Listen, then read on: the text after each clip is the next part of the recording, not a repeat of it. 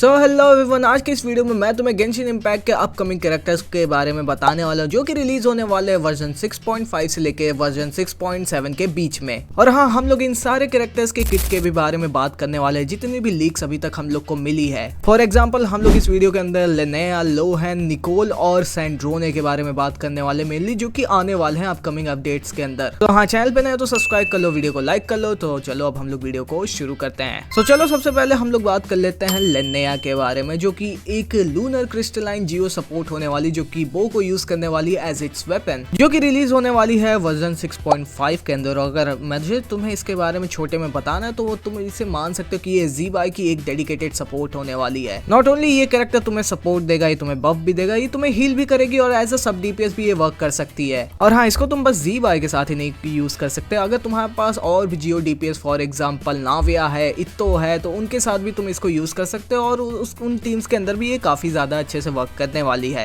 वैरास अगर तुम्हें लिनेआ की किट के बारे में डिटेल में जानना है तो तुम मेरी ये वाली वीडियो देख सकते हो, मैंने इसके अंदर लिनेआ की किट के बारे में पूरा एकदम अच्छे से ब्रेक डाउन किया है। वैरास अब हम लोग बात करते हैं अपने नेक्स्ट कैरेक्टर के बारे में, जो कि रिलीज होने वाले हैं वर्जन 6.6 के अंदर। वो भी एक कैरेक्टर नहीं बल्कि यहाँ पे दो कैरेक्टर रिलीज होने वाले हैं, एक होने वाला लोहेन और दूसरी होने वाली है निकोल। तो चलो हम लोग पहले निकोल से शुरुआत करते हैं। अभी तक हम लोग को निकोल के जितने भी अर्ली लीक्स और किट इन्फॉर्मेशन मिली उसके हिसाब से निकोल एक पायरो कैरेक्टर होने वाली है, जिसका रोल होने वाला है support plus shielder plus buffer. और कहा यह भी जा रहा है कि she is gonna be a upgraded version of Bennett. और तुम जानते ही होगे कि बेनेट कितना ज्यादा गोटेड कैरेक्टर है, even though he is a 4 star character, लेकिन स्टिल वो कितनी सारी टीम्स को कैरी करके चलता है गेंशिन के अंदर, वो तो तुम जानते ही होगे। वेयरएज अगर हम लोग इस चीज को ध्यान में रखें कि अगर निकोल एक अपग्रेडेड वर्जन होने वाली है बेनेट की, तो यानी कि निकोल काफी ज्यादा ब्रोकन होने वाली है एज अ सपोर्ट। वेयरएज मुझे अपना ओपिनियन अगर यहाँ पे देना हो तो मैं तो यही कहना चाहूंगा कि जब निकोल को हम लोगों ने पहली बार देखा तो उसके कैरेक्टर डिजाइन से तो ऐसा लग नहीं रहा था कि वो एक पायरो कैरेक्टर होने वाली, लेकिन गेंशिन वालों ने उसको एक पायरो कैरेक्टर ही बना दिया है। वेयरएज जब नॉट क्राई का ट्रेलर वगैरह ड्रॉप हुआ था तो उसमें बहुत सारे कैरेक्टर्स हम लोग को दिखाए गए थे, जिसमें से एलिस को भी काफी ज्यादा हाईलाइट किया जा रहा था पूरे ट्रेलर के अंदर। लेकिन अभी तक जो इन्फॉर्मेशन हम लोग को मिला है उसके हिसाब से यह है कि एलिस एक्चुअली में नॉट क्राई आर्क के अंदर रिलीज नहीं होने वाली है। सो हाँ, ये काफी ज्यादा बुरी बात है फॉर द एलिस लवर की एलिस 6 पॉइंट पैचेस के अंदर नहीं रिलीज होने वाली है। अगर एलिस रिलीज होती मुझे लगा था कि क्या पता निकोल एलिस की डेडिकेटेड सपोर्ट होने वाली थी, लेकिन ऐसा नहीं है। कहा यह भी जा रहा है कि निकोल को वारका के किट के हिसाब से बनाया जा रहा है, लाइक लिटरली निकोल को वारका का डेडिकेटेड सपोर्ट बनाया जा रहा है। अगर देखा जाए तो वारका के पास तो पहले से ही एक डेडिकेटेड सपोर्ट है और जिसका नाम है ड्यूरेन, जो कि पायरो एप्लीकेशन करता, बफ भी देता और बहुत सारे काम करता है। लेकिन अगर निकोल को भी ये लोग वारका का ही सपोर्ट बनाने वाले हैं तो this is not a good thing, क्योंकि तुम्हें पता हो ही चुका है कि वारका रिलीज हो गया और उसकी प्रीमियम टीम के अंदर भी वारका उतना अच्छा डैमेज नहीं कर पाता जितना अभी करंट के नॉट क्राई के डीपीएस फॉर एग्जांपल नेफर हो गई, फ्लिंस हो गई या फिर ज़ीबाई हो गई, उतना वो लोग जितना वो लोग कर रहे हैं उतना वारका उनके करीब भी नहीं आ रहा है। वैराज अगर देखा जाए कि निकोल को अगर ये लोग वारका का एक डेडिकेटेड सपोर्ट बना भी दे और निकोल अच्छा खासा वारका को बफ दे दे और फाइनली वारका एक अच्छे खासे लेवल पे पहुंच भी जाए, तो ये as a team investment wise कुछ ज्यादा ही महंगा नहीं हो जाएगा। लाइक पहली चीज तो वारका की किट इतनी ज्यादा वीक है और उससे डैमेज निकालना काफी ज्यादा मुश्किल काम है। वेयरएज आपको दो डेडिकेटेड सपोर्ट देने पड़ेंगे बस एक ऐसे मेन डीपीएस को जिसका डैमेज उतना ज्यादा खास है ही नहीं। लाइक लिटरली वारका की टीम के अंदर उसे 2 डेडिकेटेड सपोर्ट चाहिए होंगे, ड्यूरेन और निकोल, तब जाके उसका कुछ होगा हला भला, which is not a good thing. जो और मैं चाहता हूँ कि निकोल की किट को थोड़ा बहुत और एडवांस किया जाए, उसको थोड़ा बहुत डीपीएस भी अगर लोग चाहे तो बना सके, क्योंकि एक पैच में देखा जाए तो इस पूरे अपडेट के अंदर नॉट क्राई के आर्क के अंदर हम लोग को एक भी पायरो डीपीएस देखने को नहीं मिला है। वैरास अगर हम लोग गेंशिन के पैटर्न को देखें तो हम लोगों ने एक चीज तो नोटिस की कि वो लोग हर आर्क के अंदर एक पायरो डीपीएस तो गिराते ही गिराते हैं। फॉर एग्जाम्पल मॉन्स्टैट के अंदर डीलुक था, लीवे के अंदर हुताओ थी, नजुमा के अंदर योइमिया थी, सुमेरु के अंदर डिया थी, फोन्टेन के अंदर आर्लेकिनो थी और नेटलैंड के अंदर तो पायरो ऑर्कॉन हर सेल्फ थी। और नॉट क्राई के अंदर अभी तक हम लोग को एक भी पायरो डीपीएस देखने को नहीं मिला है।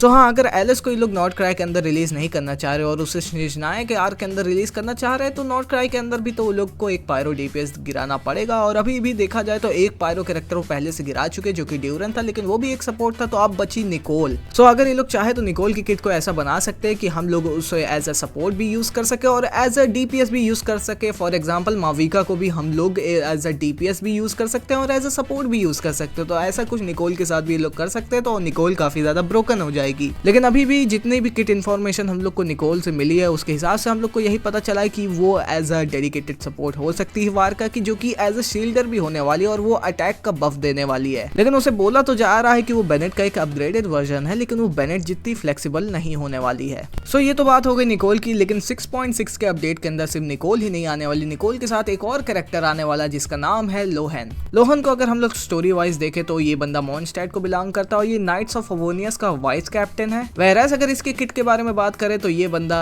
एक 5 स्टार कैरेक्टर होने वाला है क्रायो एलिमेंट का, और एज अ वेपन ये यूज करने वाला है एक पोल आर्म, और ये एक क्रायो डीपीएस होने वाला है। एक क्रायो डीपीएस। और लास्ट टाइम हम लोग को कोई क्रायो डीपीएस मिला था तो वो थी स्कर्क, और तुम लोग जानते ही हो कि स्कर्क कितनी ज्यादा ब्रोकन थी। लेकिन बोला ये भी जा रहा कि लोहन स्कर्क जितना ब्रोकन नहीं होने वाला है, क्योंकि ये बंदा एक स्टैंडर्ड कैरेक्टर होने वाला है, यानी कि ये बंदा स्टैंडर्ड बैनर्स के ऊपर जाने वाला है बहुत ही जल्द। क्या पता जब इसका रिलीज हो तो इसको प्रीमियम बैनर के ऊपर ये लोग रखे लिमिटेड टाइम वाले में, लेकिन जैसे ही इसका बैनर एंड हो तो ये गेंशिन वाले इसको पटक दें स्टैंडर्ड बैनर के अंदर। तो हाँ, जैसे कि मैंने बताया कि ये बंदा एक स्टैंडर्ड कैरेक्टर होने वाला, तो इसकी किट से हम लोग उतनी ज्यादा उम्मीद ना ही रखे तो अच्छा होने वाला है, क्योंकि स्टैंडर्ड कैरेक्टर्स को गेंशिन वाले उतनी ज्यादा एडवांस किट नहीं देते हैं। तो हाँ, मैं तो तुम्हें यही सजेस्ट करूंगा कि अगर ये बंदा लिमिटेड टाइम बैनर पे आ जाता तो इसको ना ही पुल करना तो अच्छा होगा। अपने प्रीमियो जेम्स बताओ, जब ये बंदा स्टैंडर्ड बैनर पे आ जाएगा तो गेंशिन की जब एनिवर्सरी होगी तो तुम इसको फ्री में ले सकते हो।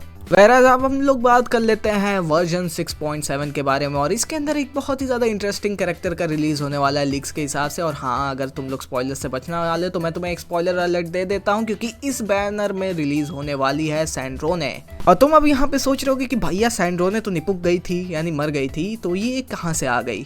बोला ये जा रहा है कि सैंड्रोने के ऊपर हम लोग को एक डेडिकेटेड स्टोरी देखने को मिलने वाली है बहुत ही जल्दी आगे, जहाँ पे हम लोगों को सैंड्रोने का रिजरेक्शन देखने को मिलने वाला है इन द फाउंटेन। जैसे कि तुम्हें पता है कि नॉर्थ क्राई के आर्कॉन क्वेस्ट के एंड के अंदर सैंड्रोने की बॉडी को आर्लिकिनो लेके गई थी फाउंटेन, ताकि उसको वापस बनाया जा सके और जिंदा कर सके, और मेरे ख्याल से ये प्रोसेस सही में सही हो जाएगा। एंड देन सैंड्रोने का वापस से री रिलीज होगा, वो भी एक न्यू फॉर्म के अंदर मेरे ख्याल से। क्या पता इसका कैरेक्टर मॉडल को भी लोग थोड़ा बहुत बदल दे, जैसे कि बेलेडियर के साथ हुआ था, यानी कि उनका जो पूरा ट्रांजेक्शन था ना बेलेडियर से लेके वंडरर का, क्या पता वही कुछ ट्रांजेक्शन हम लोग को सैंड्रोने के साथ भी देखने को मिल सकता है। वैरस अब हम लोग बात कर लेते हैं सैंड्रोने के किट के बारे में, और अभी तक हम लोग को ये पता चला कि सैंड्रोने शायद एक क्रायो डीपीएस हो सकती है, जो कि वर्क करने वाली है अल्टरनेट सुपर कंडक्ट मैकेनिज्म के साथ। और अगर तुम्हें नहीं पता कि सुपर कंडक्ट कौन सा रिएक्शन होता है, तो जब हम लोग क्रायो और इलेक्ट्रो को मिलाते हैं तब रिएक्शन होता है सुपर कंडक्ट। लेकिन जैसे कि तुम्हें पता होगा कि सुपर कंडक्ट एक ऐसा रिएक्शन है जिसको काफ़ी ज़्यादा वीक माना जाता है, क्योंकि